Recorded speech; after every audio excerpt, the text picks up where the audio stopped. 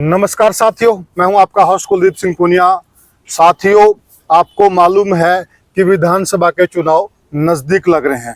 जैसे जैसे विधानसभा के चुनाव नजदीक लग रहे हैं, प्रत्याशी भी मैदान में आने लग गए हैं।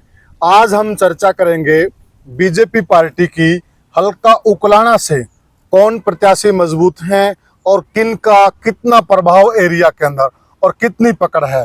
मेरे साथ इस चर्चा में जुड़े हुए हैं वरिष्ठ पत्रकार और राजनीतिक विश्लेषक प्रद्युमन जोशीला जी। प्रद्युमन जी, आपका स्वागत है। जी, बहुत बहुत धन्यवाद। सभी दर्शकों को नमस्कार, राम राम। प्रद्युमन जी, आज हम बात करना चाह रहे हैं हल्का उकलाना पे। जी, आपको क्या लग रहा है? वैसे तो हल्का उकलाना में पिछले लोकसभा चुनाव की अगर हम बात करें तो वहां से बीजेपी लगभग 25,000 वोटों से हारी है। जी, तो आपको क्या लगता है, ऐसा कौन सा चेहरा है जो बीजेपी को वहां नैया पार लगा सकता है?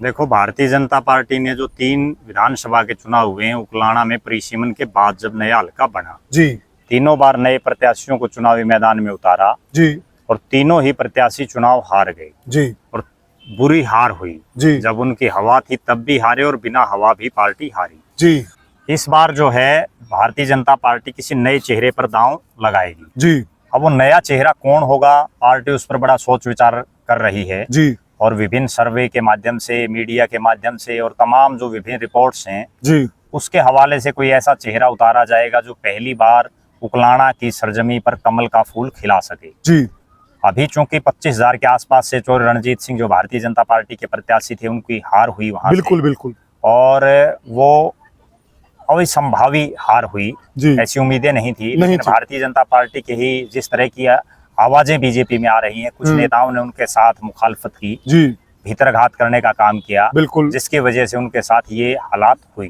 जी, अब जो समीकरण बन रहे हैं, उकलाना विधानसभा क्षेत्र मेनली जो है 3-4 अलग अलग हिस्सों में डिवाइड हम उसको कर सकते हैं। बिल्कुल, एक हिस्सा वो है जो अग्रोहा क्षेत्र की बेल्ट है, बिल्कुल, जिसमें अधिकतर गांव पुराने भट्टू विधानसभा क्षेत्र के आते हैं। बिल्कुल, दूसरी जो बेल्ट है वो बेल्ट है उकलाना और उसके आसपास के गांव, बिल्कुल, जिनमें कुछ गांव पुराने उचाना के हैं और बाकी गांव बरवाड़ा विधानसभा के हैं। जी, एक बेल्ट उसमें बरवाड़ा और उसके आसपास के गांव हैं, जी, जिनमें कई गांव नारनौद विधानसभा क्षेत्र के आए हैं पुराने, बिल्कुल, और कुछ एक बरवाड़ा हल्के की। बिल्कुल, और जो एक बेल्ट है वो बस्ती है जो गिराई विधानसभा के गांव आए हैं, जी, जिनमें पाबड़ा, पंचग्राम में और आसपास के गांव हैं। बिल्कुल, ये 4 बेल्टें मुख्य तौर पर उकलाना में हैं। हम्म, अब इन 4 में से किस बेल्ट में पार्टी टिकट दे, जी, ये सबसे बड़ी बात है। जी। अधिकतर जो थोड़ा सा प्रत्याशी, मैं बीच में यहाँ जी, रोकना चाहूंगा प्रद्युमन जी, क्योंकि सुनने में ये आ रहा है कि पार्टी ओड समाज के अंदर टिकट दे सकती है। हरियाणा के अंदर एक टिकट ओड समाज को लगभग मिलनी तय है बीजेपी की, इस प्रकार के संकेत आ रहे हैं।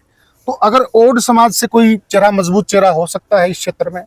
देखो, ओड समाज को भारतीय जनता पार्टी ने पिछली बार भी एक टिकट दी, बिल्कुल, रतिया विधानसभा क्षेत्र से, और लक्ष्मण नापा वहां से विधायक बने। बिल्कुल, उनका जो लगभग 5 साल का कार्यकाल था उसमें वो कोई बहुत लंबा चौड़ा कुछ नहीं कर पाए, जी, और लोगों की और विशेषकर ओड समाज के लोगों की भी उनसे बहुत ज्यादा अपेक्षाएं थी, जी, लेकिन उन पर वो कहीं ना कहीं खरा नहीं उतर पाए। जी, अब ये निश्चित है कि जिस रतिया का वो प्रतिनिधित्व कर रहे हैं, वहां से एक तो सुनीता दुग्गल की उस सीट पर नजरें हैं, क्योंकि सुनीता दुग्गल वहां से पहले चुनाव लड़ी, बिल्कुल, बहुत कम मार्जिन से चुनाव हार गई। बिल्कुल, जब वो एमपी बनी तो लक्ष्मण नापा की वहां लॉटरी खुली। बिल्कुल, इस बार जहां तक सवाल है ओड समाज का, तो एक टिकट जरूर मिलेगी ओड समाज को, और उस एक टिकट पर जो है 3-4 विधानसभा क्षेत्र हैं जिनकी निगाहें हैं, जी, जिसमें चाहे रतिया हो, जी, चाहे उकलाना हो, चाहे बवानी खेड़ा हो। बिल्कुल, इन 3 विधानसभा क्षेत्रों में से एक हल्के में ओड समाज के किसी नेता को टिकट मिलेगी। बिल्कुल, जहां तक सवाल है उकलाना विधानसभा क्षेत्र का, जी, वहां ओड समाज का भारतीय जनता पार्टी के पास एक मजबूत चेहरा है, जी, जी, और एक ऐसा चेहरा है जो लगातार लोगों के बीच में रह रहे हैं,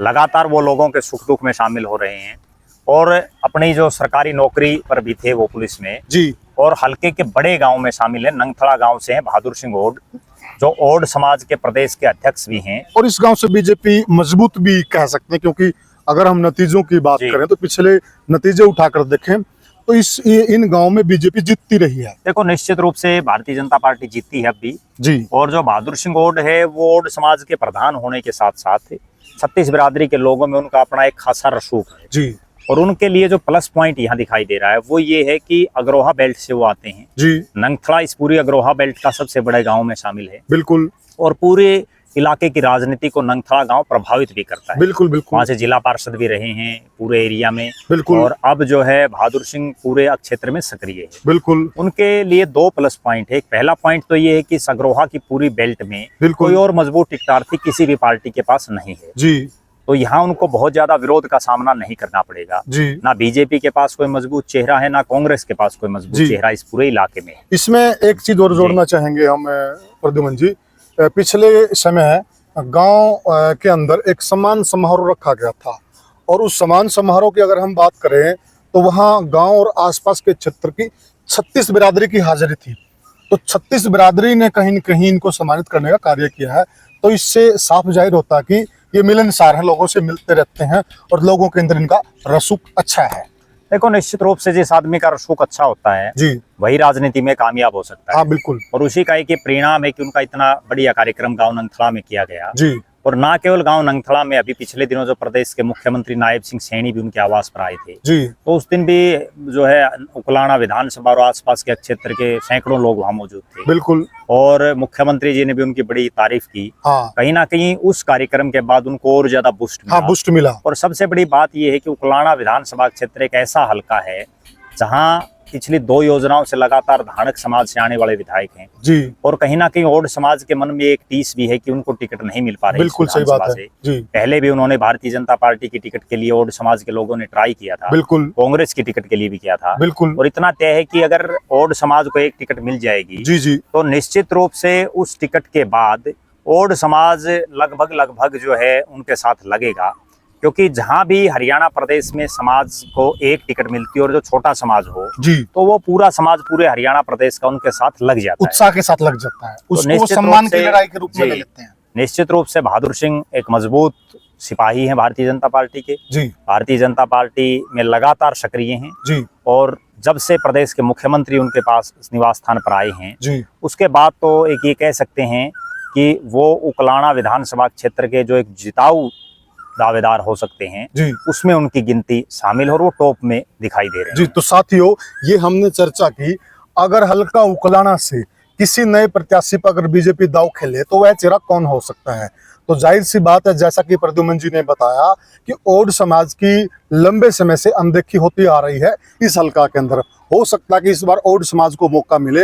अगर ओड समाज को मौका मिलता है तो बहादुर सिंह नंगथला जी एक मजबूत प्रत्याशी के तौर पर सामने आ सकते हैं, और वो कहीं न कहीं हल्के में जीत भी दर्ज कर सकते हैं। ये हमने चर्चा की साथियों नंगथला के लिए, और ये जो पूरे क्षेत्र के अंदर जितने भी गांव आते हैं, यहाँ पर जो एक वर्ग है जिसको बार बार जिसकी अनदेखी होती रही है, जो एससी वर्ग में तो है पर वो अपने आप को उपेक्षित मानता है, तो नंगथला जी भी इसी वर्ग से आते हैं।